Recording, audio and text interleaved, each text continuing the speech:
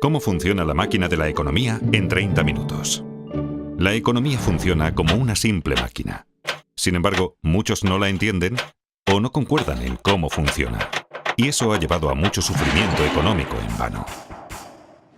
Siento una profunda obligación de compartir mi plantilla económica, sencilla pero práctica.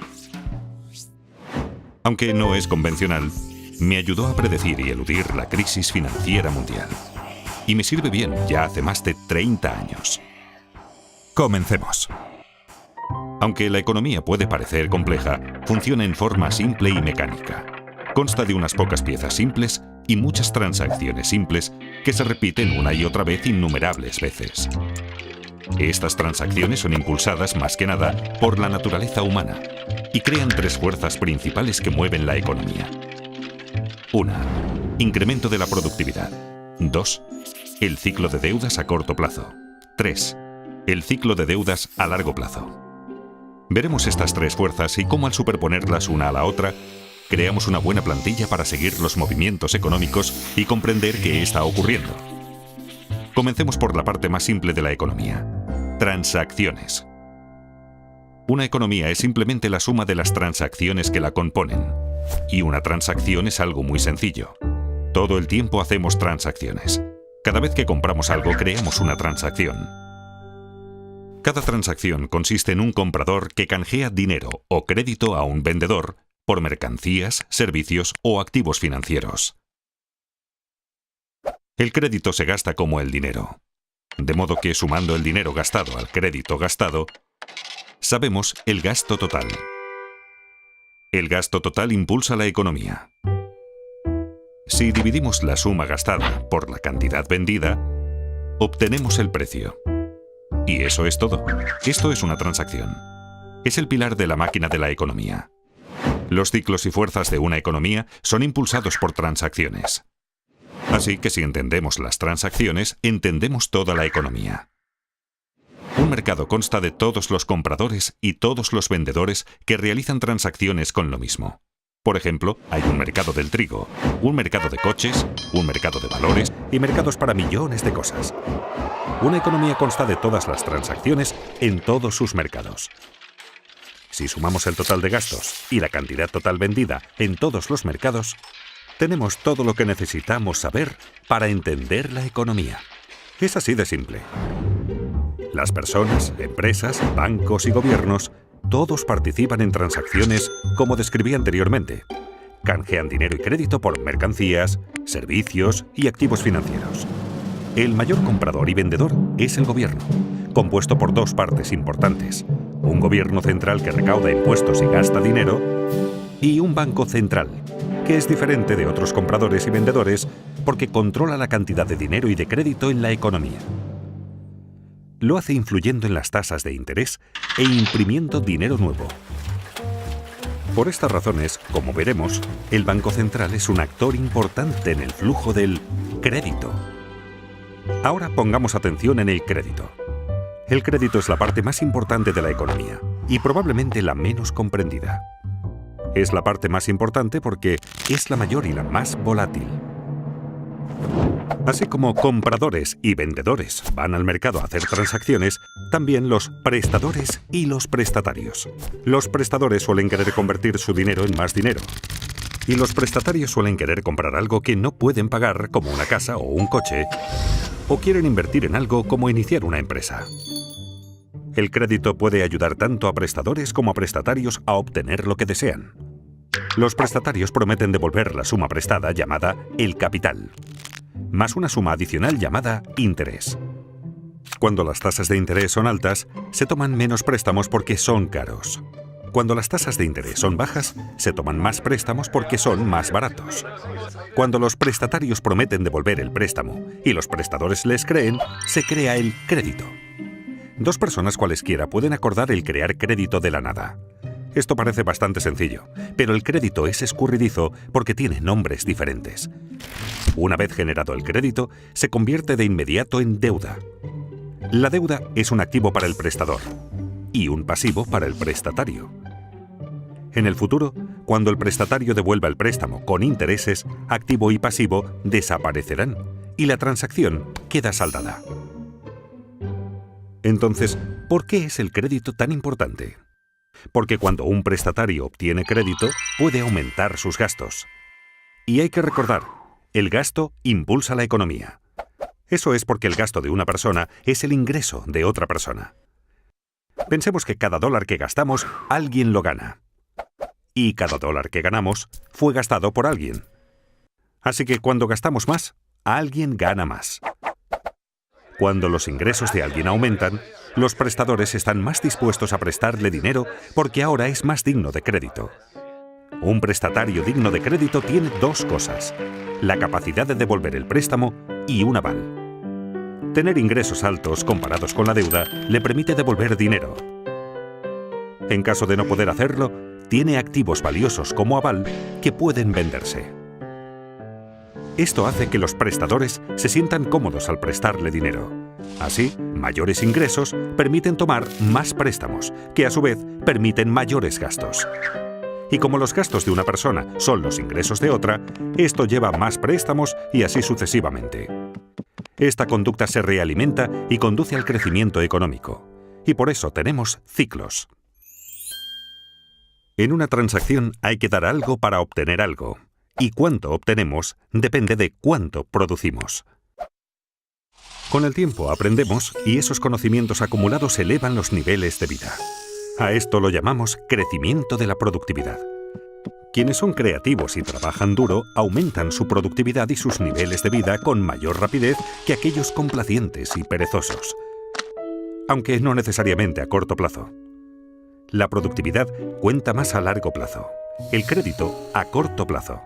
Esto es porque el crecimiento de la productividad no fluctúa mucho, así que no es un propulsor importante de los vaivenes económicos. La deuda sí lo es, porque al adquirirla nos permite consumir más de lo que producimos, y nos obliga a consumir menos de lo que producimos cuando la reintegramos. Los vaivenes de la deuda siguen dos grandes ciclos.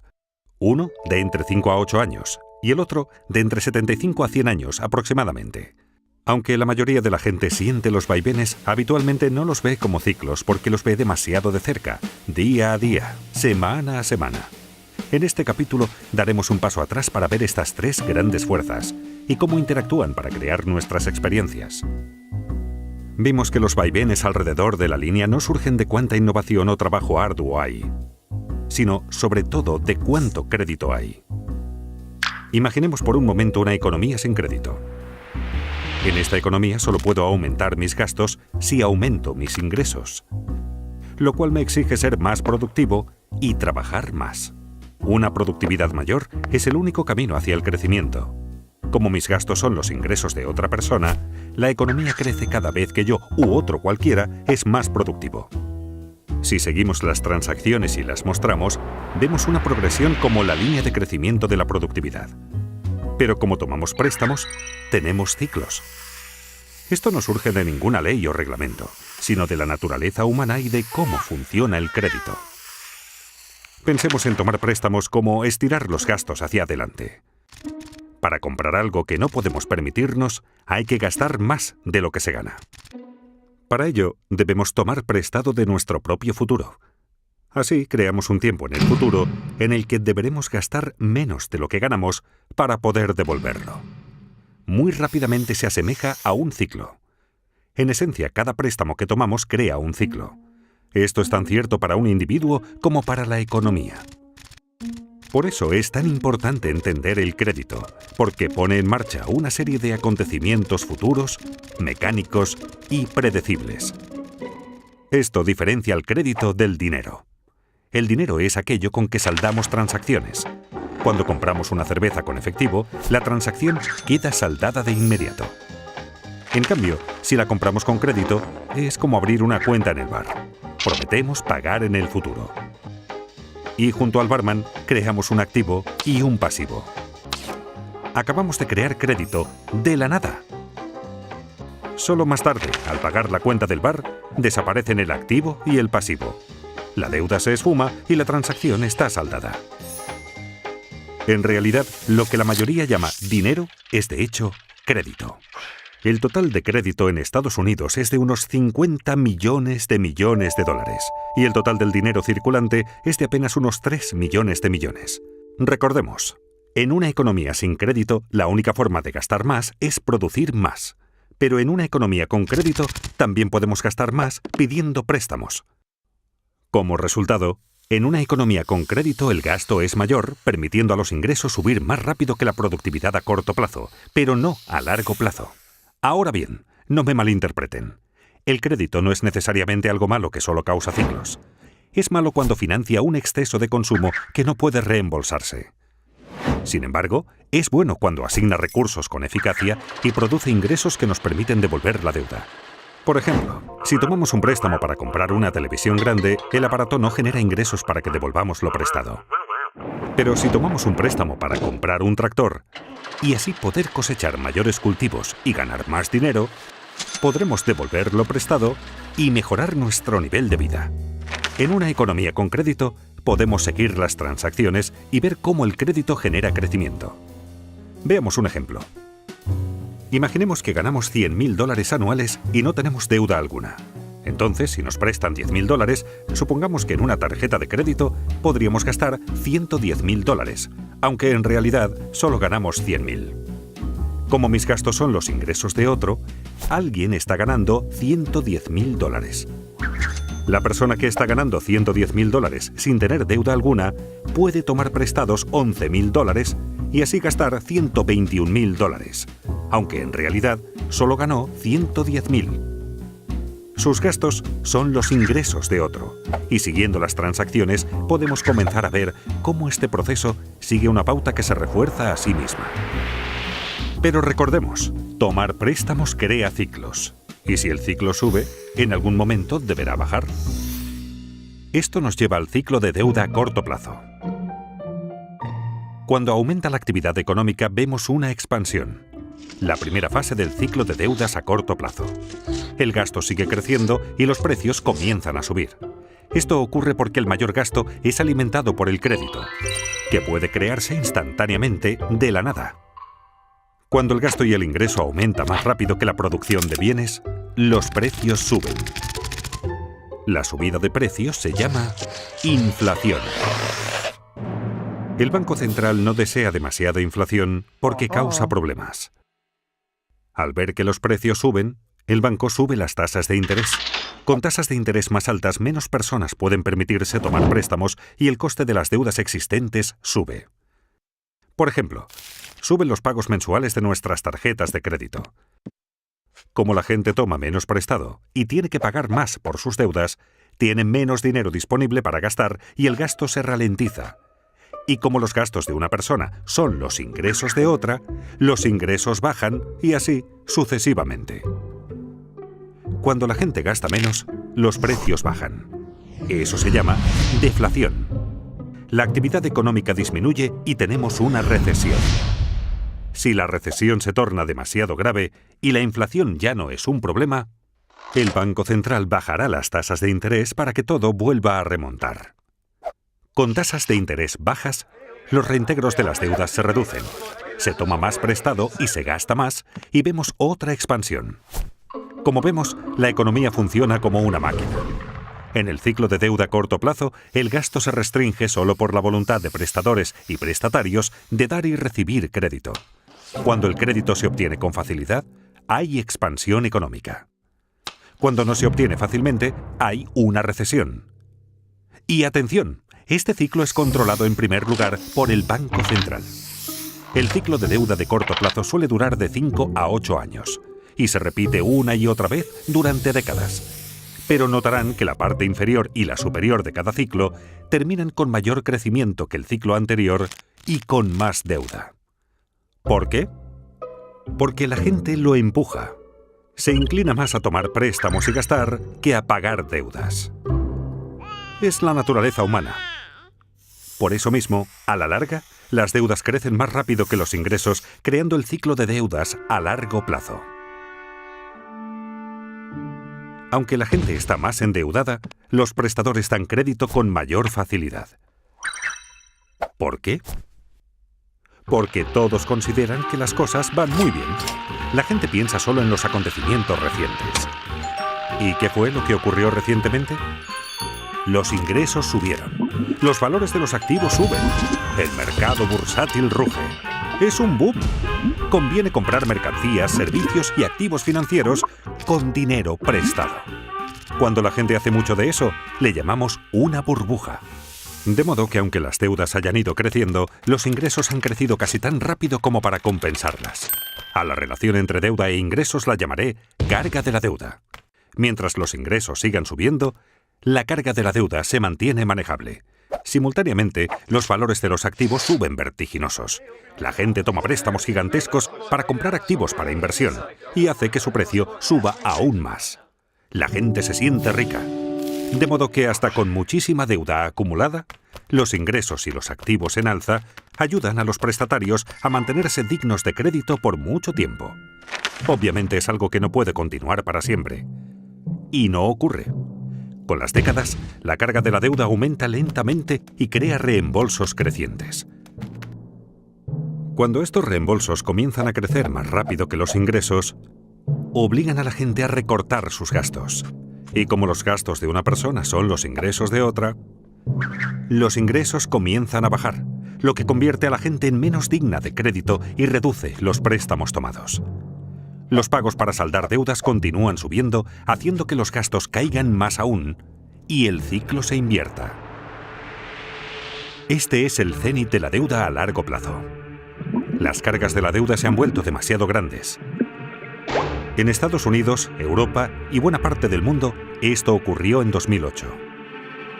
Ocurrió por la misma razón que en Japón en 1989 y en Estados Unidos en 1929.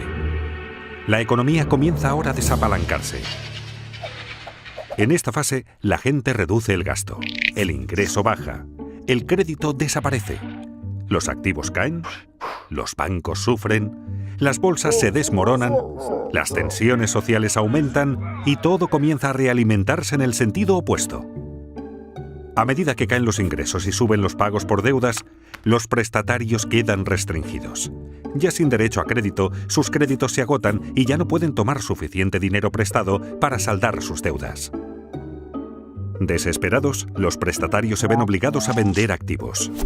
La fiebre de ventas inunda el mercado. Aquí es donde colapsa la bolsa. El mercado inmobiliario se hunde y a los bancos se les complican las cosas. Cuando los activos bajan de precio, bajan los valores de los avales de los prestatarios. Esto hace que los prestatarios merezcan aún menos crédito. La gente se siente pobre. El crédito desaparece rápidamente. Menos gasto, menos ingreso, menos riqueza, menos crédito, menos préstamos tomados y así sucesivamente. Es un círculo vicioso. Se asemeja a una recesión, pero la diferencia aquí es que no se pueden bajar las tasas de interés para salvar la situación. En una recesión, la baja de tasas estimula la toma de préstamos. Pero en un desapalancamiento, bajar las tasas no sirve, pues las tasas de interés ya están bajas y llegan pronto al 0%.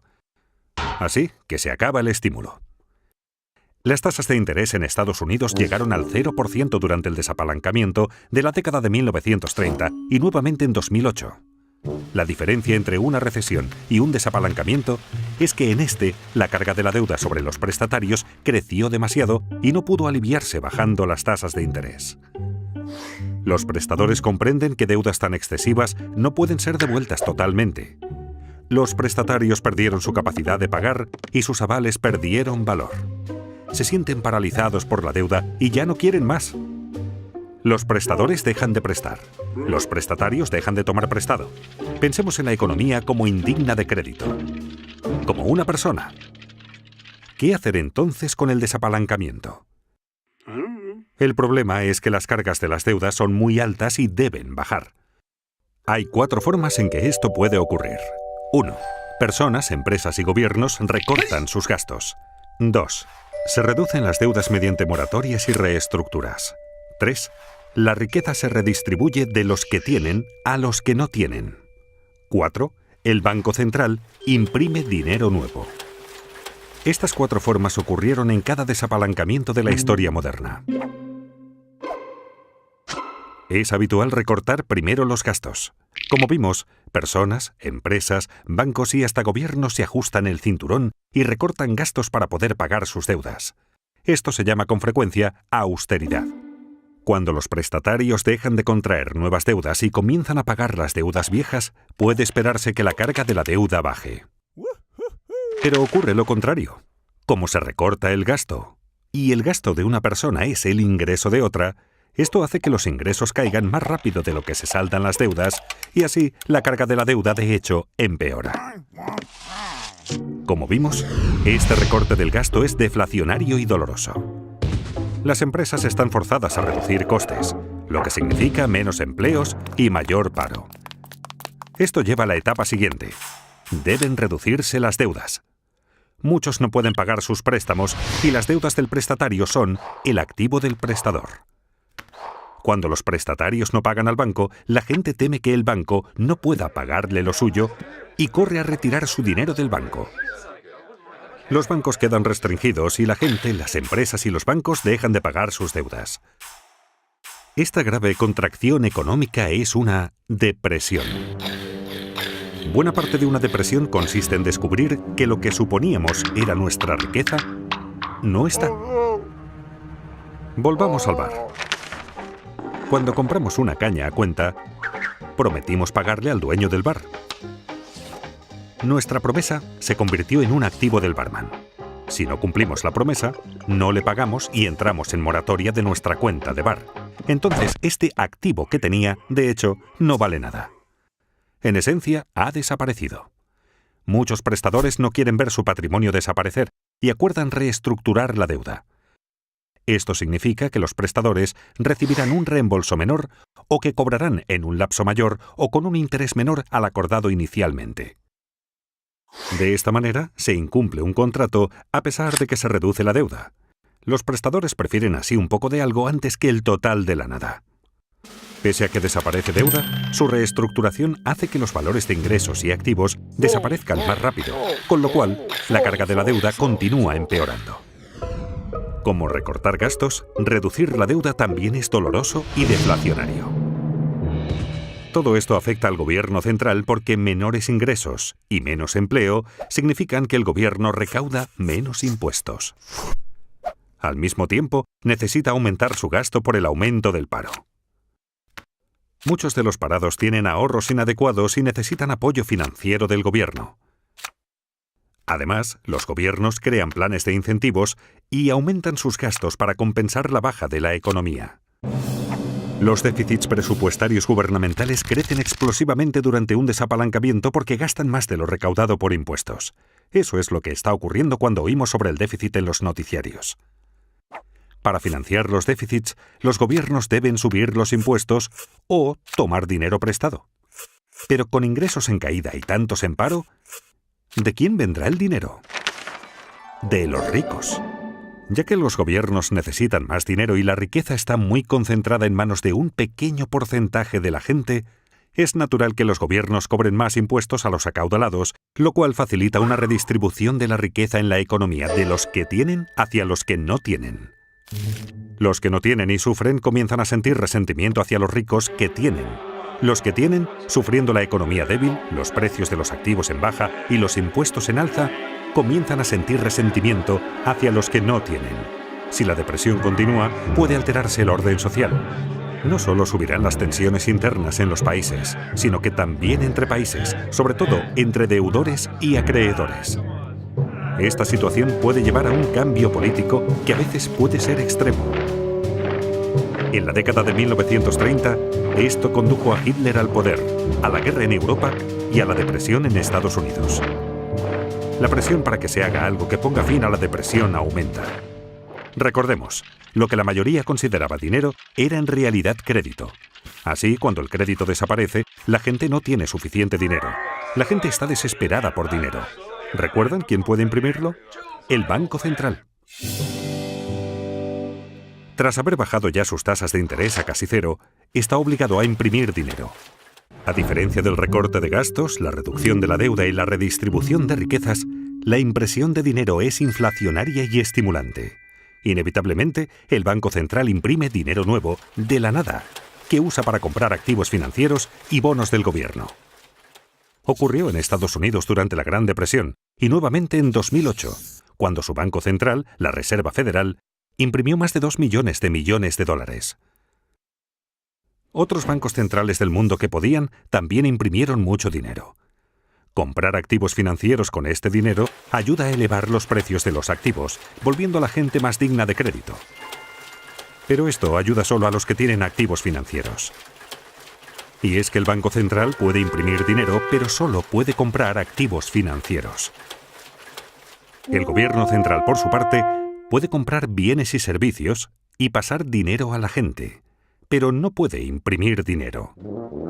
Así que para estimular la economía, los dos deben cooperar. Comprando bonos del gobierno, el Banco Central en esencia presta dinero al gobierno, permitiéndole mantener un déficit y aumentar el gasto en bienes y servicios mediante sus programas de incentivos y de seguros de paro. Esto aumenta los ingresos de la gente, así como la deuda del gobierno. Sin embargo, reducirá la carga total de la deuda en la economía. Este es un momento de gran riesgo. Quienes formulan las políticas deben equilibrar las 4 formas en que se reduce la carga de la deuda. Las formas deflacionarias deben equilibrar a las inflacionarias para mantener la estabilidad. Si se equilibran correctamente, puede producirse un desapalancamiento hermoso. Y es que un desapalancamiento puede ser feo o hermoso. ¿Cómo puede ser hermoso? Aunque un desapalancamiento es una situación difícil, manejar óptimamente una situación difícil es algo hermoso. Mucho más bello que los excesos desequilibrados y alimentados con deuda de la fase de apalancamiento. En un desapalancamiento hermoso, las deudas disminuyen respecto de los ingresos. El crecimiento económico real es positivo y la inflación no es un problema. Se obtiene con el equilibrio correcto. El equilibrio correcto exige cierta mezcla de recorte de gastos, reducción de la deuda, transferencia de riquezas e impresión de dinero para mantener la estabilidad económica y social. La gente pregunta si la impresión de dinero causará inflación. No, si compensa el crédito que cae. Recordemos, el gasto es lo que importa. $1 de gastos pagado con dinero afecta a los precios igual que $1 de gastos pagado con crédito. Imprimiendo dinero, el Banco Central puede compensar la desaparición de crédito con un aumento de la cantidad de dinero. Para cambiar esta situación, el Banco Central necesita no solo fomentar el crecimiento de los ingresos, sino lograr que la tasa de crecimiento del ingreso supere la tasa de interés sobre la deuda acumulada. ¿Qué quiero decir con ello? En esencia, los ingresos deben crecer más rápido que las deudas.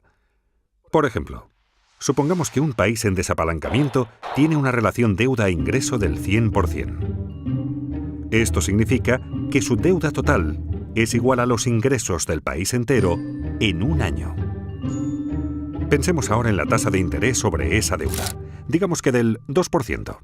Si la deuda crece al 2% por esa tasa de interés y el ingreso crece solo al 1%, jamás se reducirá la carga de la deuda. Se necesita imprimir suficiente dinero para que la tasa de crecimiento del ingreso supere a la tasa de interés. No obstante, es fácil abusar de la impresión de dinero por ser tan fácil y porque la gente la prefiere a las alternativas. La clave es evitar imprimir demasiado dinero y provocar una inflación inaceptablemente alta, como hizo Alemania en el desapalancamiento de la década de 1920. Si los responsables logran el equilibrio correcto, un desapalancamiento no es tan dramático. El crecimiento es lento, pero las cargas de la deuda bajan. Así es un desapalancamiento hermoso. Con los ingresos en alza, los prestatarios comienzan a parecer más dignos de crédito. Y cuando esto ocurre, los prestadores vuelven a prestar. Las cargas de las deudas comienzan por fin a bajar. Al poder tomar préstamos, la gente puede gastar más. La economía comienza ahora a crecer nuevamente hacia la fase de reflación del ciclo de deudas a largo plazo. Aunque el desapalancamiento puede ser horrible si se maneja mal, cuando se maneja adecuadamente, solucionará el problema. Lleva unos 10 años o más el que las cargas bajen y la actividad económica retorne a la normalidad. Y de ahí la expresión década perdida. En conclusión, por supuesto, la economía es un poco más compleja de lo que esta plantilla sugiere. Pero superponiendo el ciclo de deuda a corto plazo al de deuda a largo plazo, y a ambos encima de la línea de crecimiento de la productividad, obtenemos un modelo razonable para ver dónde hemos estado, dónde estamos y hacia dónde es probable que vayamos. En resumen, hay 3 reglas prácticas que me gustaría que les quedaran de esta charla.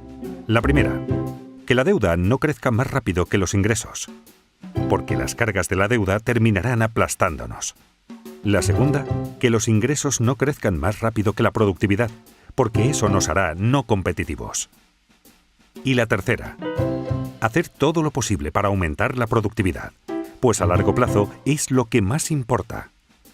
Son consejos sencillos para todos, incluidos los responsables de políticas. Sorprendentemente, la mayoría de la gente, y también de los responsables de políticas, no presta atención suficiente a esto. Esta plantilla ha funcionado en mi caso, y espero que funcione en el vuestro. Muchas gracias.